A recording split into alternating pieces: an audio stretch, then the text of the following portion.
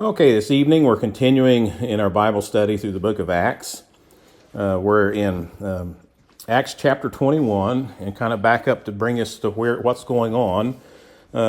We see Paul had arrived at Jerusalem. If you remember, they had wanted to prevent him from going to Jerusalem because there had been a prophet that came and basically prophesied that in Jerusalem Paul would be bound and led away eventually to his death. But Paul understood it's part of God's plan, and Paul was not going to be distracted from God's plan. So Paul goes to Jerusalem. So now he has been arrested, if you remember from last week, and he's been taken, he's been charged. They actually tried to kill him. And he is now being led kind of into a holding area, and Paul wants to speak to the crowd. So Paul is now getting ready to speak to the crowd who just tried to kill him. And so he says, Paul answered, I am a Jew from Tarsus in Cilicia, a citizen of no ordinary city. Please let me speak to the people. Again, keep in mind, these are the very ones that was trying to kill him. Paul wants to talk to these people.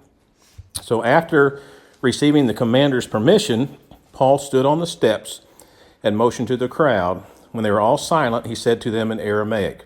We talked last time we met on Sunday, Aramaic, the reason he did that, he wanted to have a bond with them. He wanted them to know, I'm one of you. That is the common language of the people. It's not the language of the priests and the leaders. It's kind of the common language. And he was trying to get them to understand that he was one of them. And the crowd's response, if you notice, was they quieted down, which allows Paul to speak. So now Paul begins letting the crowd know basically his heart, who he is, where he comes from, and why he's there. So he says, brothers and sisters, listen now to my defense. Again, when they heard him speak in Aramaic, they became very quiet. Then Paul said, I am a Jew. I was born in Tarsus of Cilicia, but brought up in this city. So he's saying this very city I grew up in. I was raised here in Jerusalem. I was born in Tarsus, but I was brought up in this city where I studied under Gamaliel and was thoroughly trained in the laws of the ancestors. The Jews knew very well who Gamaliel was. He was a very popular leader in the Jewish faith, and many would learn from him, and he was basically who you would study under if you wanted to become a high-up leader in the Jewish faith.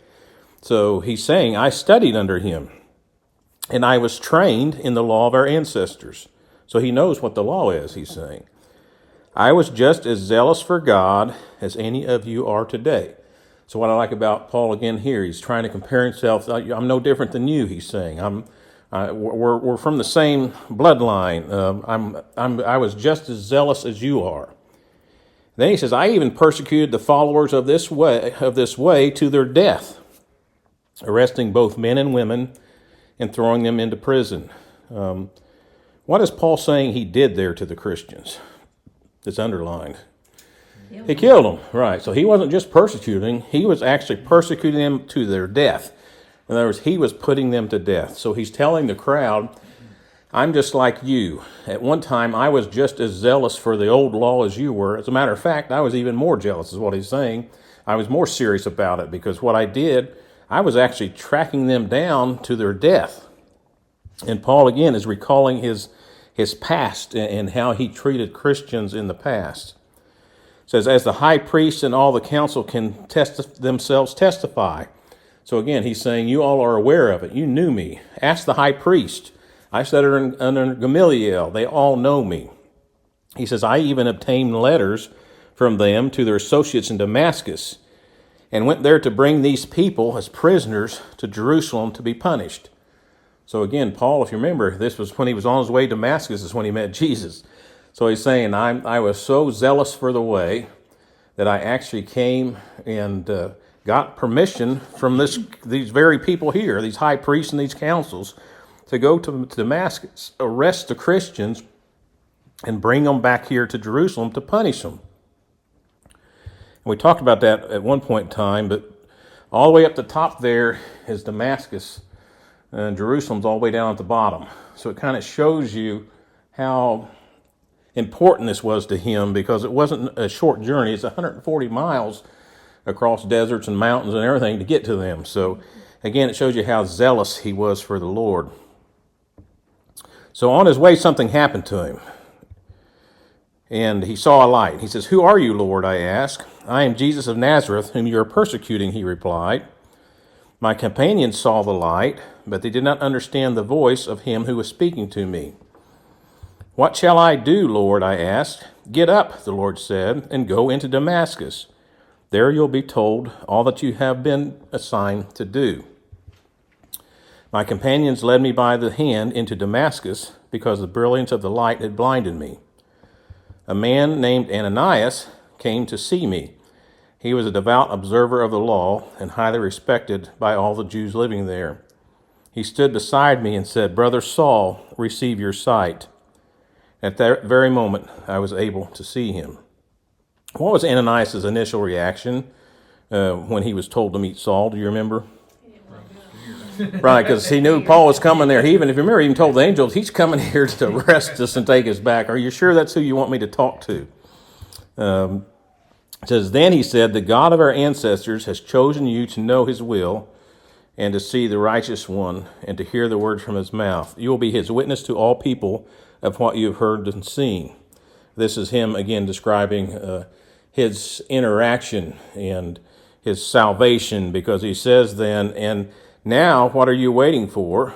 Get up, be baptized, and wash your sins away, calling on his name." So here we see he's describing his salvation to those that are trying to kill him. He's saying, "I was once like you, then I found the truth." Jesus visited me on that road to Damascus, and he opened my eyes, and I realized I was wrong, is what he's saying. It says, "When I returned to Jerusalem and was praying at the temple, I fell into a trance and saw the Lord speaking to me. 'Quick,' he said, 'leave Jerusalem immediately, because the people here will not accept your testimony about me.'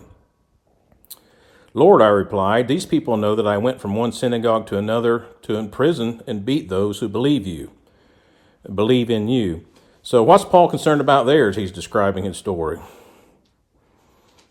The God's telling him to leave because people are after him, and he's telling them to leave Jerusalem because they're not going to accept your testimony here, and he's going to send him somewhere else. And Paul says, "These people know that I went from one synagogue to another to imprison and beat those who believe in you." So what do you think Paul's concerned about? Got an opinion on him. Right, they're not going to accept him. They view him as a murderer, so you can see that concern there. And he even says, and which if you remember, we saw this earlier in Acts, he says, "And when the blood of your martyr Stephen was shed, I stood there giving my approval and guarding the clothes of those who were killing him." And we read that earlier in Acts. It says, "Then the Lord said to me, 'Go, I will send you far away to the Gentiles.'" What's the relationship between the Jews and the Gentiles? Right. The Jews looked at the Gentiles, they called them fodder for hell. They actually believed the only reason God created the Gentiles was so he could keep hell burning. I mean, they thought the Gentiles primarily, except some of those that would follow their way, the majority of the Gentiles they viewed as basically God did not love them. They were the ones that were rejected, and they were basically had of no value. So Paul just said that God sent him to the Gentiles, and he's speaking to these Jews. How do you think the Jews are going to react whenever he says that God sent him to speak to basically bring the message to the Gentiles? They hate him even more. They're going to hate him even more. And they listen. Remember, they were quiet. He starts speaking the Aramaic. Paul recounts his entire conversion. They're listening all along. And then he says, this last sentence he said was, the Lord said, "There's people in this city who are trying to kill you," which are the Jews.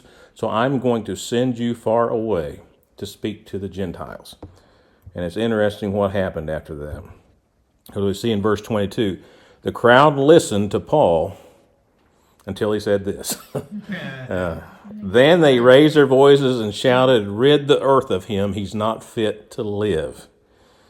Again, what point, or what did Paul say that angered them to the point that they were going to kill him, that they wanted to kill him? Well, it's exactly his last words before they said that, that God actually cares for the Gentiles, that God would actually send a Jew to save a Gentile. That offended them so badly that they were ready to kill him. And again, it showed you that relationships between the Jews and Gentiles during that time. So what were they doing? As they were shouting and throwing off their cloaks and flinging dust in the air. So, they didn't have paved roads back then. They were on the dirt area, so you can see them. They're throwing dust up in the air. They're throwing off their cloaks. Why do you think they're throwing their cloaks off? Take him into custody. Yeah, they're getting ready. They want to kill him. They're trying to attack him, and typically that's what they would do before they would stone someone. So I think that they were preparing to stone him, because we saw a sign of the same thing at the stoning of Stephen, whenever it says, they said they covered their ears, and yelling at the top of their voices, they all rushed him, dragging him out of the city, and began to stone him. Meanwhile, the witnesses laid their coats at the feet of a young man named Saul. Typically, as you know, to throw something, you want your arms free, so they start taking their coats off, throwing dust. I think they were getting ready to stone him. They were wanting to drag him out and kill him. Well, the commander realized this. So the commander knew that Paul was also a Roman citizen. So the commander ordered that Paul be taken into the barracks. I guess you'd say they're putting him in protective custody. They're bringing him in. He directed that he be flogged and interrogated in order to find out why the people were shouting at him like this. What is it that the commander wants to find out? And I need to take a step back, because the commander doesn't realize yet that Paul is actually a Roman citizen. He is just trying to stop this. He's trying to calm the crowd down. So he drags him back into the jail, and he's ordered him to be flogged and interrogated. And what is it he's wanting to find out? What he said, made him so mad. Yeah, how come these people hate this guy? What did he do? Because they want him dead. And did he actually commit a crime worthy of death? I don't know. We need to find out. So that's what that's what he wants to find out. And why do you think he wants to have him flogged first? So he'll submit. Right. These are some old, where they put your thumbs in and your fingers in it, torture. So they're wanting to torture him to get him to spill the beans on why he's hated so much. So as it says, as they stretched him out to flog him. So they were stretching him out, and this whole time, Paul is, in a way, he's playing them. He knows exactly he knows they can't touch him. He's going along with it. Stretch him out to flog him. What that means is, this is how they would typically flog someone. They'd actually stretch their back out around a pole like that, so their whole back would be spread out and exposed, and then they would work their way down with the whip. And again, those whips had pieces of metal and bone and things in it. So the whole intent was actually to lacerate, not just leave, but to lacerate and scar. So Paul went all the way. They've stripped him. They have stretched him out, because typically that's what they would do. They'd strip him down and stretch him out against that. And he's been there before. Paul's been flogged before, so he knows what it is and what's getting ready to happen. But then I love this. Paul said to the centurion standing there, "Is it legal for you to flog a Roman citizen who hasn't even been found guilty?" Oh, that was a slick move there, because it's illegal for them to do that. So when the centurion heard this, he went to the commander and reported. He says, "What are you going to do?" He said, "This man's a Roman citizen." So you can see them kind of talking to each other here, because he realizes he's not being on trial yet. In other words, you are condemning a man that's not been found guilty of anything. And why do you think? Why is the question so important that the guard actually disobeys the order to flog Paul? He was ordered to flog Paul. All Paul says, "Hey, is it legal for you to beat basically a Roman citizen who's not even been in trial yet?" Because he'd be killed. Right, because he knew he was in trouble if that was true. So the commander then went to Paul and asked him, "Tell me, are you a Roman citizen?" "Yes, I am," he answered.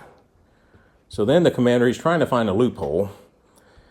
Back in that time, you could actually buy your citizenship. And this is what the commander had even done. If you're listening here, the commander's admitting he's not even a Roman citizen by blood. He bought his way into it.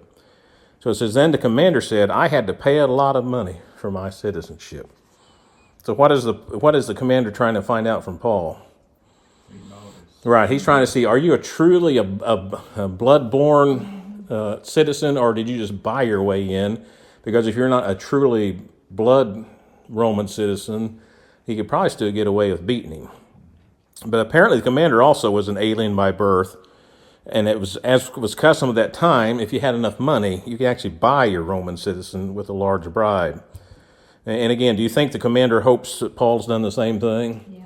It would make his life a lot easier, because there's no chance of him getting in trouble if he finds out that he bought his way. Listen to Paul's reply. But I was born a citizen, Paul replied. In chess, that's called checkmate. They can't touch him now. So those who were about to interrogate him withdrew immediately. So they knew that we can't touch this man. Even the commander himself was alarmed when he realized that he'd put Paul, a Roman citizen, in chains. As you know, there are different translations that really, to understand the true New Testament, you almost have to speak, in Greek, because most of it was written in Greek or Aramaic. And then the books, the Bibles we have, whether it's the NASB, the King James Version, the NIV, they're all translating from the Greek language into the English language. This is the actual English word that they translated for alarmed. The Greek word, that's ephobethe, which I think where we get the term phobia from. But it didn't mean he was alarmed. It actually means he was terrified. He was afraid. And for instance, the NASB says, and the commander also was afraid. So he was terrified when he found out that Paul was truly a Roman citizen by birth, because that put their neck on the line. Because Paul then could easily file a complaint, and they could be themselves flogged and put to death for beating a Roman citizen without giving him a fair trial. And that same word is the same word that's used for afraid was whenever Peter began to sink. So it shows you the level of fear that is. In Matthew 14:30, for instance, it says, but when he saw the wind, he was afraid and began to sink. He cried out, Lord, save me. He was afraid, again, is from that very same Greek word. So it shows you that there was actually fear whenever the commander found out that he had taken a Roman citizen, stretched him out, and was getting ready to beat him, and he had not received a fair trial. So again, the commander wanted to find out exactly why Paul was being accused by the Jews.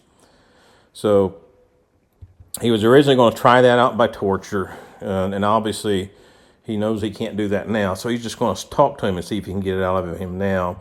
Because we knew that originally they were going to have him flogged so he could find out why the people were shouting at him. So the commander's going to take a different approach now. So what he's going to do is he's going to have him testify in court instead of beating him. So the next day he released him, which is Paul, and ordered the chief priest and all the members of the Sanhedrin to assemble.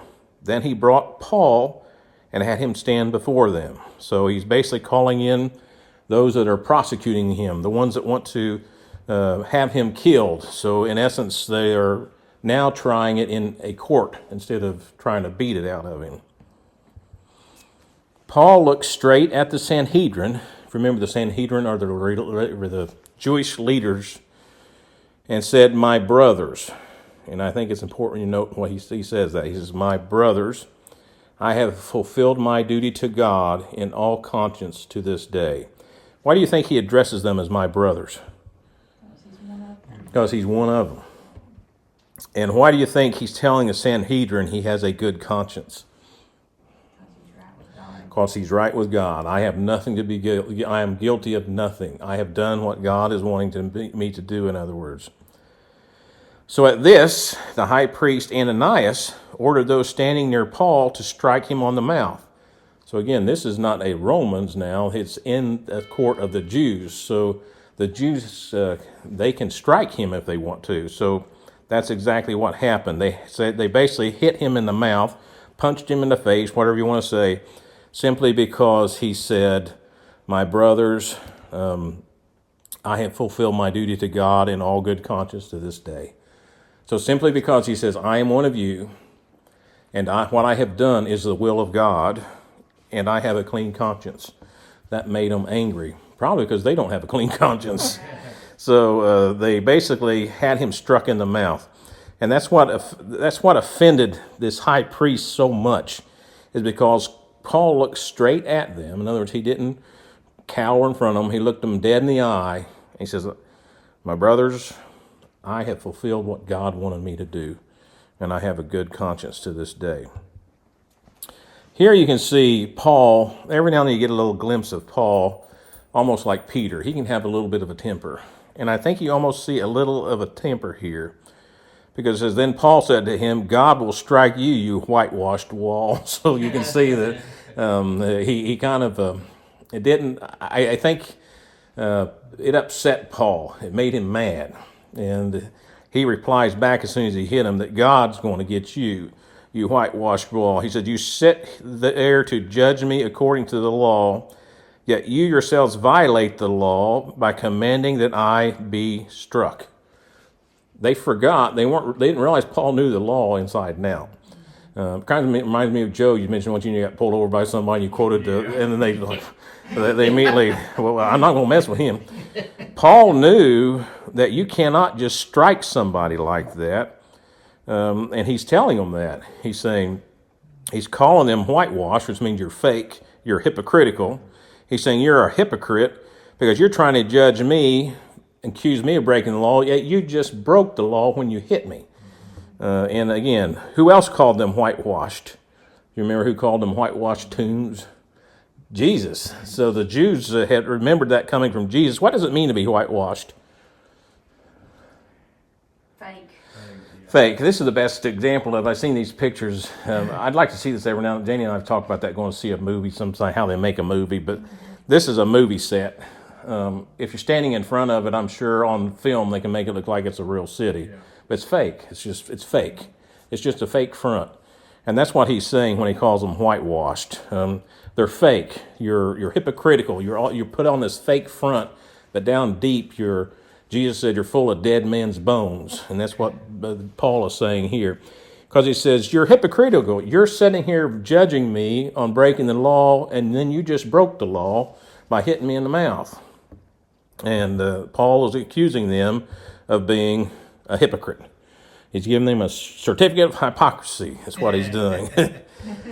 So those who were standing near Paul said, "How dare you insult God's high priest?" So now they're getting offended because Paul is now going toe-to-toe with the priest and telling the priest that you're breaking the very law you're trying to accuse me of breaking.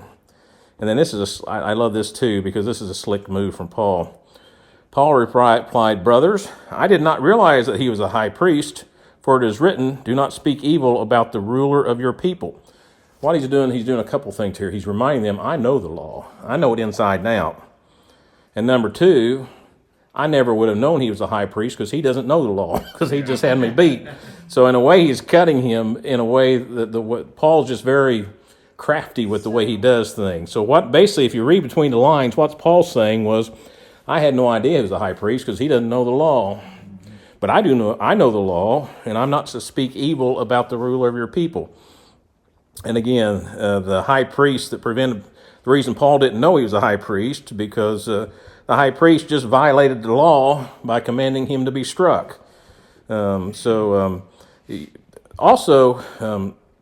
there was a repentance in that too of Paul, because he's saying, God's word says, I am not to, I didn't know he was a high priest, because Scripture says to obey your high priest. So you can almost hear a little bit of repentance in all that too.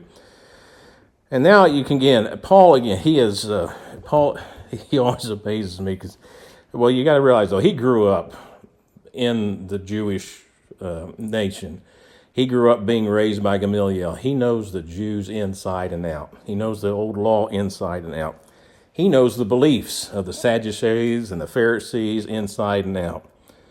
So Paul, I don't want you to miss this, knowing that some of them were Sadducees and some Pharisees, called out in the Sanhedrin. So Paul knows, okay, I know who I'm talking to. I've got a group of Pharisees. The Sanhedrin is made up of both the Pharisees and the Sadducees, which are kind of like the best way to describe it, the Democrats and the Republicans. They're the two ruling parties of the Jewish law there. So he goes and he knows he's got Sadducees on one side and Pharisees on the other side. And he knows something. He knows they disagree on something. He knows the Pharisees believe something that the Sadducees do not. And he knows their history. And a major point of contention between the Pharisees and the Sadducees was their differing beliefs about the resurrection. The Pharisees believed in the resurrection. The Sadducees said there is no resurrection. So Paul knew that there was something there that they were divided on. So Paul, in his great wisdom, he says, "My brothers, I'm a Pharisee, descended from Pharisees. I stand on trial because of the hope of the resurrection of the dead." Who's he joining sides with now? The Pharisees, because the Pharisees believe in that. What's the relationship between the Pharisees and the Sadducees? The best way to put it right here. They're both one party or one government. It was actually a theocracy. They were underneath the law, but the Pharisees and the Sadducees were like the Democrats and Republicans.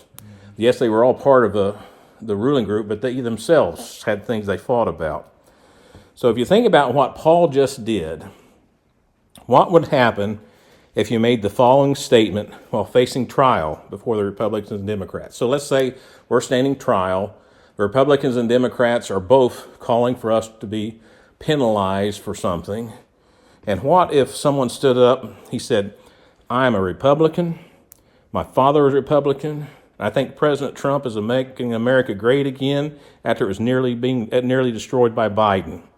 What do you think would happen? Who would all of a sudden jump on their side? The Republicans. And that's exactly what happened. And what I find fascinating about this, that's the same trick that Satan uses, is creating division.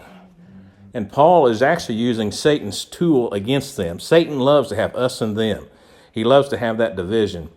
Do you think Paul's plan is going to work when he gets up and says, "I'm a Pharisee, I was born a Pharisee, my father's a Pharisee, and I'm here because of the resurrection of the dead"? I think it's good, because look what happens. When he said this, a dispute broke out between the Pharisees and the Sadducees, and the assembly was divided. So he did exactly what happens. And then it reminds us here, the Sadducees said there is no resurrection, and that there are no angels or spirits, but the Pharisees believe all these things. So there was a great uproar, and some of the teachers of the law who were Pharisees and stood up and argued vigorously. "We find nothing wrong with this man." Notice they're arguing vigorously. They're not just saying, they're arguing vigorously in Paul's defense. They said, "Oh, he's a Pharisee. I don't see anything wrong with him." They said, "What if a spirit or angel has spoken to him?" Because they thought, well, maybe he did see a spirit, because they believed in the resurrection from the dead. So why are all the Pharisees suddenly jumping on Paul's side?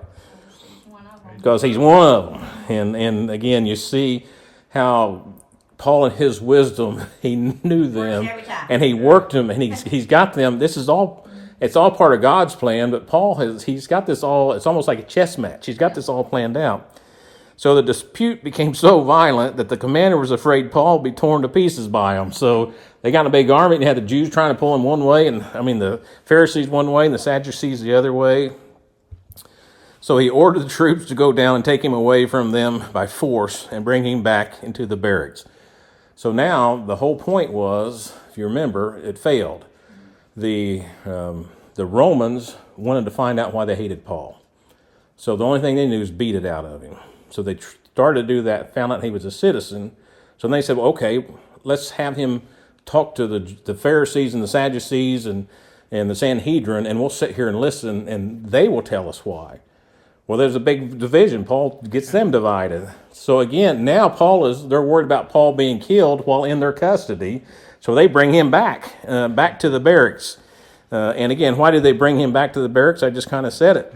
To protect him, because They know he's a Roman citizen. They could literally get in trouble because they put him in a situation where he could be killed, just like they'd be in trouble for beating him without a trial. So the following night, the Lord stood near Paul and said, "Take courage. As you have testified about me in Jerusalem, so you must also testify in Rome." Who is speaking to the Lord there? I mean, to Paul there. I just answered my question. Yeah, the Lord. The Lord is speaking to Paul. And how encouraging would that be? And again, the other flip side of this, Paul knows what's going to happen to him in Rome. He knows he's going to be killed in Rome, and his time is nearing an end. But it's encouraging, I'm sure, because the Lord actually stood near Paul. So the Lord is a reference to Jesus himself. So what is Jesus saying to Paul whenever he stood near him? He's gonna go through the Yeah. cities to Rome. Don't worry about Jerusalem. They're not going to touch you in Jerusalem because you're also going to go on to Rome and you're going to testify in Rome. How has Paul testified about Jesus so far? Positive. Yeah, but also the location. You think it started in he would go always into the synagogues. He got kicked out of synagogues. He was even teaching in lecture halls, and now he's actually witnessing from prison or in court. So now he's testifying in court, which we'll see is going to be how he testifies once he gets to Rome. Also, it will be in court. So the next morning, some Jews, again, here we come to the Jews.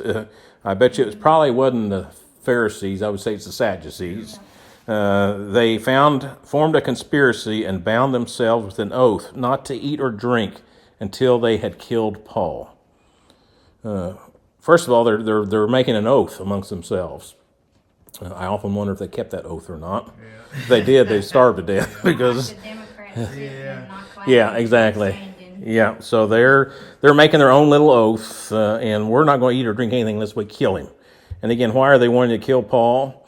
Well, it goes back to where they became so violent, arguing between the Pharisees and the Sadducees. So I believe this is probably the Sadducees that are wanting to kill him. So what happened was they caught wind of basically they forced him back into the barracks, and then there was a conspiracy being formed to kill Paul. And we know how many, more than 40 men were involved in this plot. So if more than 40 men made a vow, which I believe an oath, actually Jewish law requires they keep that oath. If they did, then they have starved to death because we see that it's not going to work.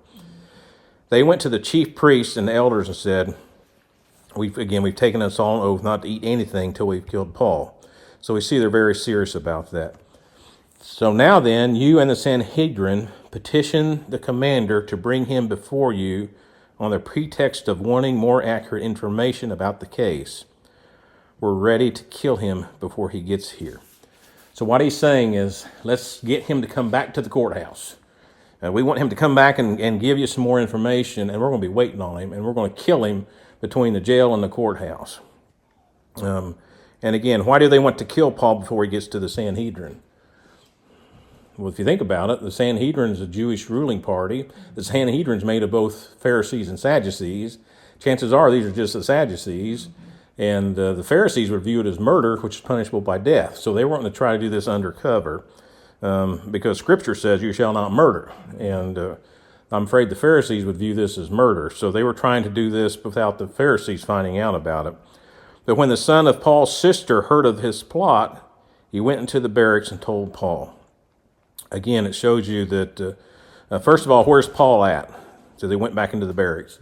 Yeah, he's basically in jail. He's in the barracks. They're holding him there.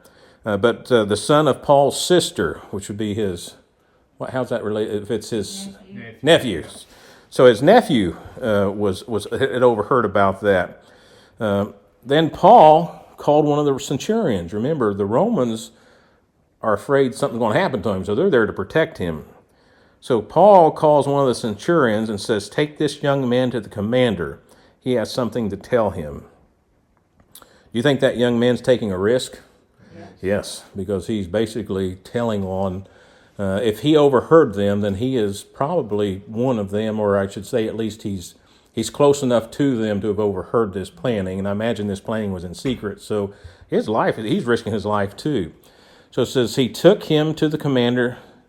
Then the centurion said, Paul, the prisoner, sent for me and asked me to bring this young man to you because he has something to tell you.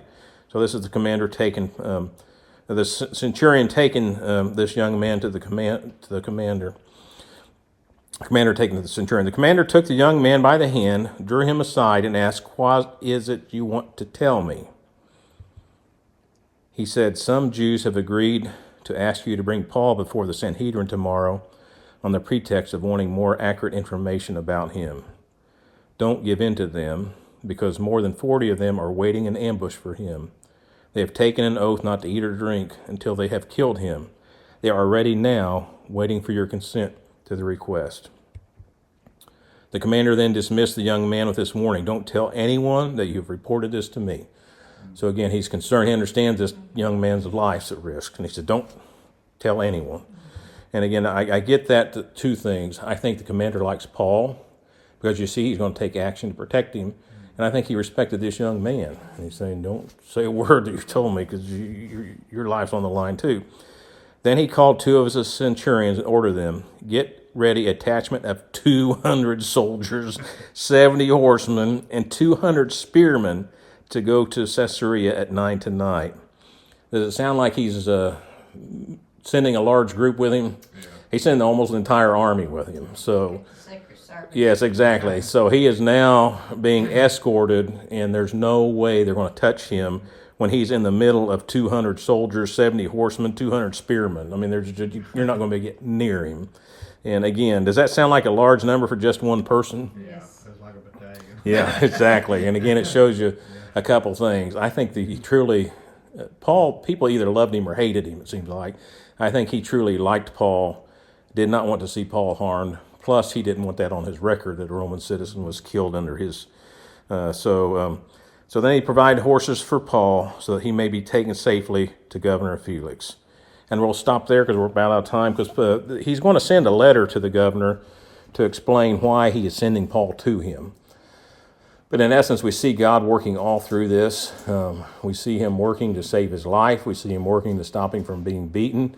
We see him working to stop him from being killed. We see God's plan fully unfolding here, with the end result, Paul is destined to go to Rome and testify and speak in Rome about Jesus. So anyway, that said, hope you enjoyed that. We'll pick up on verse 20, Acts 23:25 on Sunday. Do you want to close this in prayer, Joe?